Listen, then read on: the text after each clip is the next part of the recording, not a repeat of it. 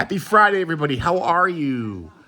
Tonight's video is going to be another installment of my 1977 Top Set build. And last week or the week before, when I was going through and looking at the sets that the team sets that I still needed to build the set, I decided to pay homage to this year's World Series champions, the Texas Rangers. So I picked up the 1977 Topps Texas Rangers team set. So I'm just going to go through the cards real quick with you and show you the 77 Topps Texas Rangers. So I hope everybody's doing well. And I've been hearing and watching a lot of videos lately about that F word. And it's not the word you're thinking of. It's not the bad word, but that fatigue word and hobby fatigue.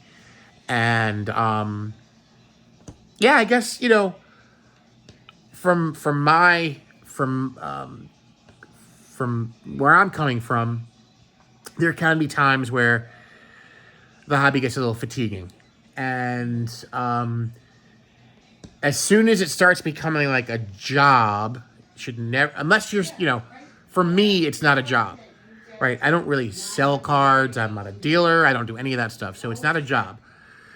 But as soon as it starts feeling like a job, like sometimes you feel a little, overwhelmed by, I think it's more YouTube driven than anything else. That's just my opinion. Is, you try to keep up with the Joneses and all that kind of stuff. And sometimes it can get a little daunting. So I just pull back and just kind of like chill, right?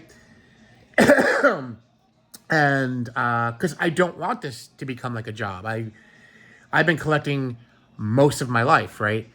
And it's something that I use as therapy. Aside from the enjoyment of collecting, I use it as therapy. It's like my release from, the stresses of my life, And that's why I continue doing what I do. And I've given up a lot of things in terms of collecting. I've got that collector's DNA, right? I like to collect things. I used to collect comic books, Star Wars, and I've pretty much definitely I gave up on comic books. I sold my entire collection like 10 years ago. Once in a blue moon, I'll pick up a Star Wars, a Star Wars figure here and there, but it's not an active, an active collection that I do. But and that's, a lot of the reasons is, it's financial and it's where the hell am I going to keep it all, right? So I stopped doing that stuff. And but I did make a promise to myself, and I've talked to my wife even about this. I said, I'll never stop collecting baseball cards. Like, I'm going to be doing this for the rest, of my time here on Earth, right? And there will be ebbs and flows, and maybe times I'm buying a lot and times I kind of pull back. And right now I'm kind of pulling back a little bit. Just really trying to enjoy the collecting and the hobby and trying not to let that minutia of the outside influences dictate what I do and my enjoyment for the hobby. So I don't want to really go on too much about that. I didn't come on here to talk about that. It actually literally, it comes to me like these videos, I kind of know what I'm going to do when I turn the camera on, but I don't have anything planned, right? It's all pretty much off the top of my head. So let me show you the cards, right? Again, nothing crazy here. It's a 77 Topps Rangers team. So, there's a couple of Hall of Famers and, some interesting notes on some of the players, but it's just the way, I've explained how I'm building this 77 Topps set.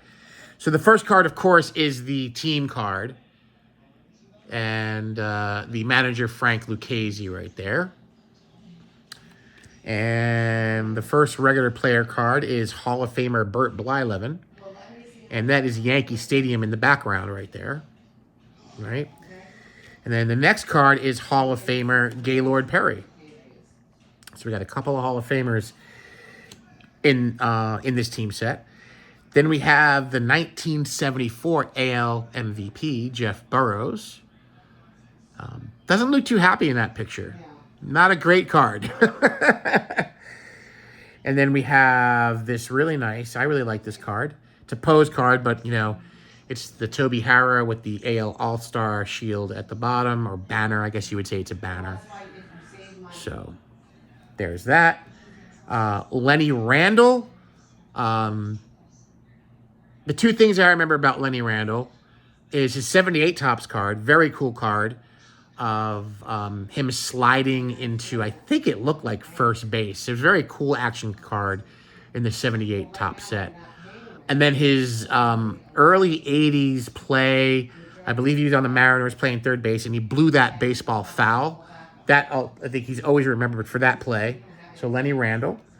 And then the guy that the Tigers traded away for, and they traded away John Smoltz for Doyle Alexander during their push at the end of the 1987 season. And I think he came to the Tigers and won like 11 games or something for them at that point. So Doyle Alexander. And they called him the human rain delay, Mike Hargrove.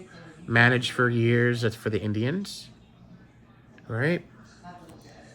We have Bert Campaneris. You know, it's almost say a utility man extraordinaire. The long-time player for the Oakland A's. In fact, you could see that card is airbrushed.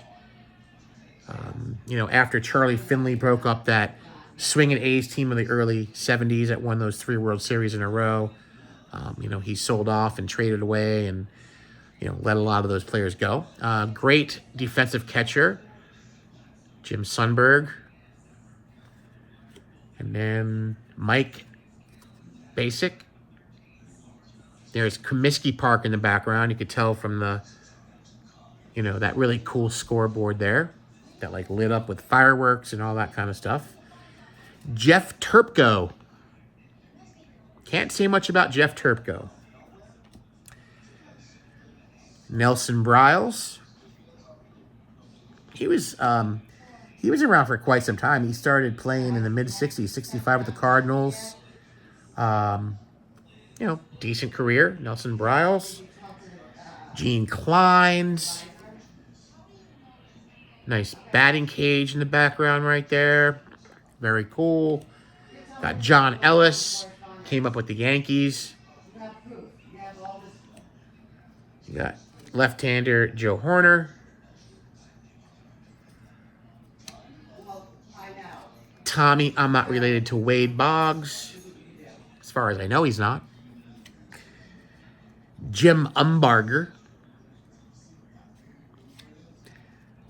And Tom Grieve, father of Ben Grieve. And a great shot of that batting cage in the background.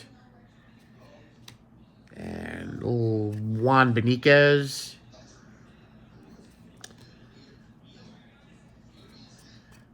Steve Falcout. Bill Fahey. I like those 70s Rangers uniforms. Mike 2020 Wallace. Again, look at that airbrushed hat. Did a lot of airbrushing in the 70s. Dave Moats. Who the heck is Dave Moats? And last but not least, we got Roy Howell with the those fantastic aviator glasses. A little creepy, if you ask me. But that's it. That's the 77 Topps Texas Rangers set. So now that the Texas Rangers won the World Series, that leaves 4 teams that have never won a World Series. Okay, of those 4 teams, we have what? The Padres, we have the Brewers, we have the Rockies, and we have the Mariners. And of those 4 teams, the Mariners have never made the World Series, right? So I guess you could say 28 of the 32 MLB teams have a World Series championship, which is pretty cool if you ask me. It would be cool if those 4 teams can get a World Series championship one day. It'd be nice, right? It'd be pretty cool. I wouldn't mind seeing that. So that's it, guys. That's what I got. I'm a little excited tonight. I'm excited because tomorrow I will be venturing a couple hours east and attending the West Palm Beach Card Show. I guess this one might even be considered more of a convention because it's at the convention center. And I believe Orlando had told me that there was going to be like 400 tables. So I'm very excited to do that. I haven't been to a show in a couple months. And I even told my wife, I said, I need some cardboard therapy. I need it. I need to go. Spend the day, hang out with Orlando and whomever other YouTubers might be there. I did reach out to some of the boys up north around the Tampa area, and none of those gentlemen can make the show, but I will definitely be there. And I know Orlando's going to be there. And I just look forward to hanging out with him and walking around and getting some cards tomorrow. So I'll see you after the show. I'm probably not going to do a video of the show. I'll leave that to Orlando. He's really good at that. And I'll catch you in the next video. May the cardboard god shine down upon each and every one of you. Don't get fatigued. Don't get fatigued. If you need to step away a little bit, step away. But don't let that fatigue overtake you. And again, enjoy your collections, guys. Take care. Peace out. And let's let the creepy Roy Howell close out the video tonight, guys.